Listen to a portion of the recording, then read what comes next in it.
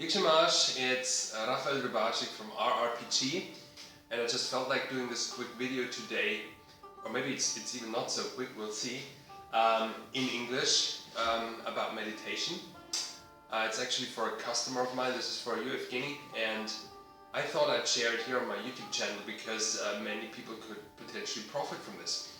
So today's video is about meditation, and why am I doing this video? I feel like many people can benefit from the practice of meditation in many ways. You know, things like stress reduction, better sleep, better focus and concentration, and so on and so forth. But actually I don't really want to get too much into the whys and the kind of philosophical background of this, but I would rather just show you a practical approach on how to do it. So let's get started. There are actually many different ways of doing meditation.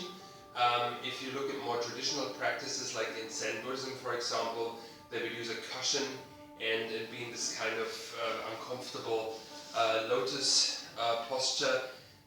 It's really a very good posture for meditation, but I myself, being somewhat lazy there, I prefer this meditation bench. And on this bench you can actually sit for a prolonged period of time in the kneeling sitting position, like in the Japanese Seiza position.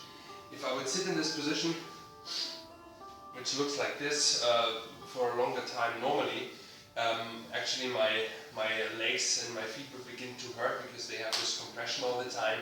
But with this little thing, it's possible to stay in this position for a longer time comfortably. So what I do when I meditate, and I usually do it for 20 minutes, so I set a timer for 20 minutes doing this. I put this little bench under my buttocks and I basically just sit like this. So let's get into this. So the most important thing actually, position-wise, is that you sit straight all the time.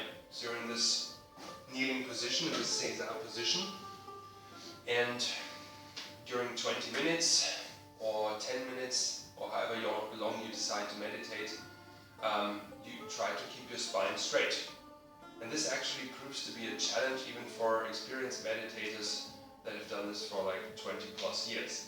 So if you sense that you get slightly off balance, be it to the side or to the front and back, or if you slouch and have kind of a bad posture, bad position, you want to straighten your spine again, okay? Like you have basically got a broomstick in here. The head also is in a neutral position, slight double chin, and usually I tend to look down somewhat when I meditate, so it's about a 45-degree gaze downwards. If you would look at me from the side now, you would realize that my ears are perfectly straight, hopefully, so they're like actually vertical. Okay, so everything is basically neutral when you sit, when you meditate. Where do you want to do this? Ideally in a place where you can face a wall, so you sit facing a white wall where there is nothing interesting to see and basically no stimulation at all. That would be the ideal thing. As far as breathing is concerned, it should be rather automatic actually for advanced people, but as a beginner you want to actually control your breathing somewhat so that it's belly breathing. Okay, so when you exhale, actually your belly widens a little bit. Excuse me, when you inhale, your belly goes out a little bit, and then when you exhale, it goes in again. And the exhale should take a little bit longer than the inhale. So basically you exhale as long until the inhale comes automatically and you don't have to force it. And this way it becomes a kind of natural and very relaxed and relaxing way of breathing, and then comes automatically when you have some experience with meditation. As far as thoughts are concerned, the thoughts will come up no matter what. Some people think when you meditate you have to like have an empty mind or whatever, and that's a pretty stupid notion. At least you cannot force this, right? If you have a lot of thoughts in your mind and you want to kind of force those thoughts out or force yourself to be quiet or have an empty mind or whatever, it's never going to work. It's only going to basically make it worse. I've basically had the experience that many others have had it too, where you have a meditation session and you think, okay, I'm not really present right now, I'm not really relaxed right now, I'm thinking about a lot of things, and I have to force myself to be present and to be relaxed and to not think, and that never works. And then you finally give in and you say, okay, well then that's going to be my practice, and I'm going to sit for 20 minutes confused and thinking about things and not calm at all.